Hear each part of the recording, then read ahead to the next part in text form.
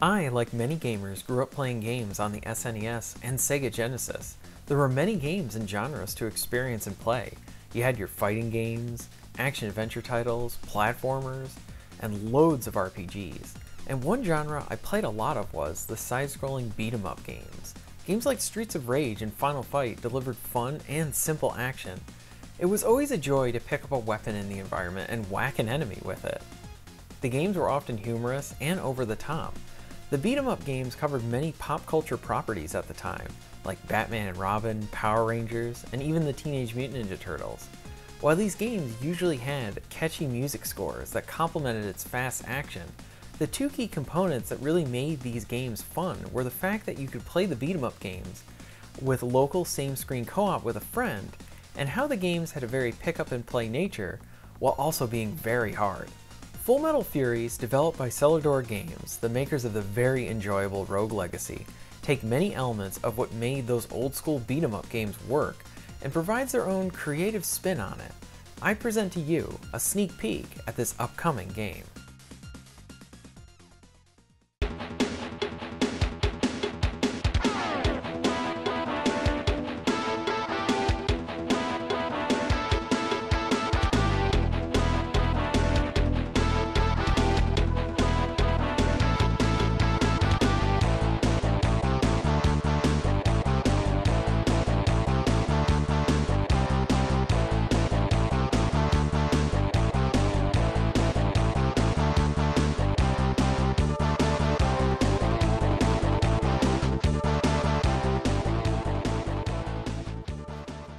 Full Metal Furies is a side-scrolling action RPG that hopes to capture the magic of old-school beat-em-ups while providing an addictive progression. The game provides you with 4 characters to choose from. You can choose between the Engineer, Tank, Sniper, and Fighter class. The Engineer has a fast-firing pistol, and she has the ability to throw down a flying turret that will attack enemies for you. She also has an evasive role to get some distance from the opposition and access to a heavy shot. She doesn't have any melee ability, so when you're playing as her, you need to manage your bullets and time your reloads so you don't get caught in the open without your ability to attack. Now in contrast, the Tank fights with a huge shield, and she's your Captain America type character. She only has access to melee abilities. She has the ability to block attacks with her shield, summon a large shout that pushes enemies away, and her evasive role is a fast shield charge attack, which is very different from the evasive role that the Engineer has, because you can use the Tank's evasive role to close some distance between a ranged enemy. What makes these characters interesting is how different they play. Many games like to have a wide character selection, but the characters do not act that differently from each other, and really just are glorified skins of similar characters. The 4 characters here feel distinct from each other, which I definitely see feeding into the replay value in the full game. Most of my time with the beta was in playing the game in single player. What I like about single player is that in single player you can choose 2 characters to play as and then switch them on the fly. This really plays into the different strategies you'll use. So I primarily played with the Engineer paired with the Tank class.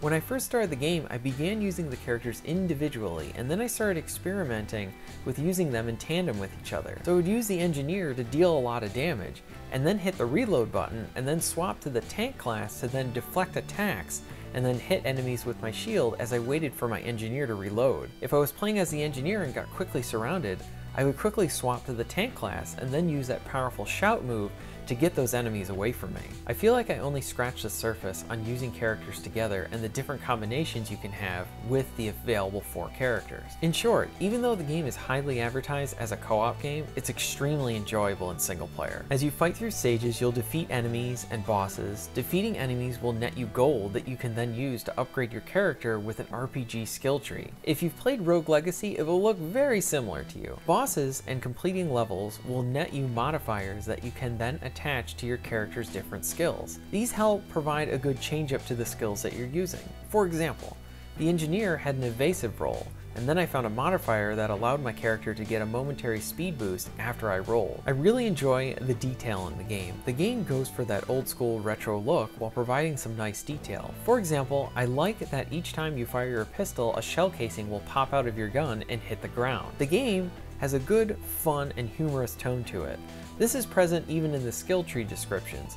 If I choose to upgrade my character's strength, the description will say, Aaron resentfully does 20 push-ups.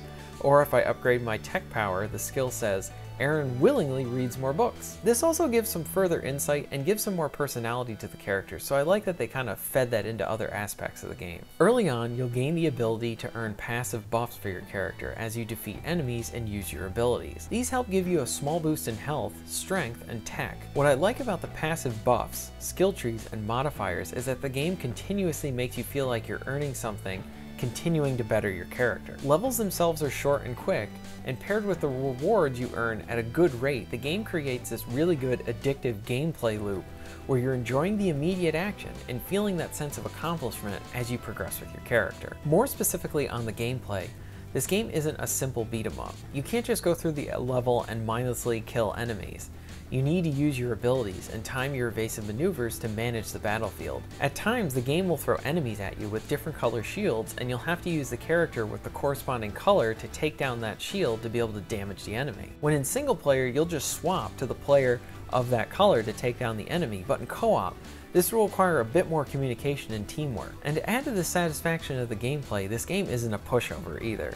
It can be rather hard. Someone out there is going to call this game the Dark Souls of beat 'em ups, probably because they never played an old school beat 'em up before, but those games back on the NES were really hard and punishing. Full Metal Furies retains that difficulty, but on a more manageable level.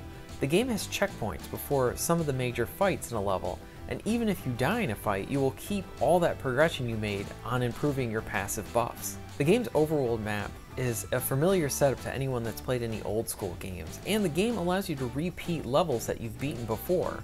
While you'll earn less gold on the repeated levels, they do provide you with a good option to gain some more gold to level up your character for some of the harder fights. Nothing's more satisfying than returning to an area that initially gave you trouble, and then you walk in more prepared for that fight. The one boss fight I encountered was challenging and satisfying. The boss wasn't just a bullet sponge, but rather a test of learning his patterns and to know when you need to get those few hits in and when to run away.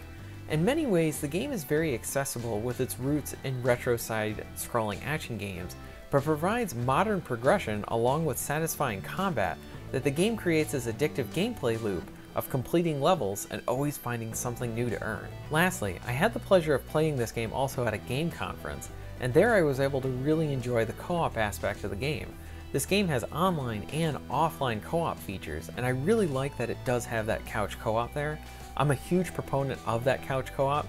It's rooted in my gaming past, and I like the ability to have friends come over, eat some pizza, and play a good game together. Now, as we approach the full release of the game on January 17th, this game is shaping up to ensure that 2018 starts off on a very positive note. Currently, the game is set to come out on the Xbox One and PC. Though not confirmed, I wouldn't be surprised if this game makes its way to the PS4 before the end of 2018. As I had a great time with the beta, I hope this game makes it to all the systems, especially the Switch.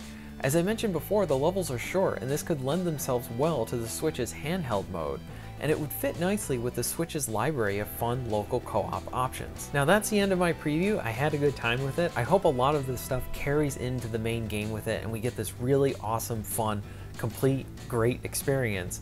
Because definitely the first 5 hours of the beta, I really enjoyed that. I had a good time there, and I hope that falls through into the main game. So thank you very much for watching, and I wanted to thank the developers for providing me with a beta key so that I can experience the game and provide you with a beta preview. Let me know in the comments if you're excited about this game and maybe what you hope to see in the game. Thanks again, and I'll see you next time.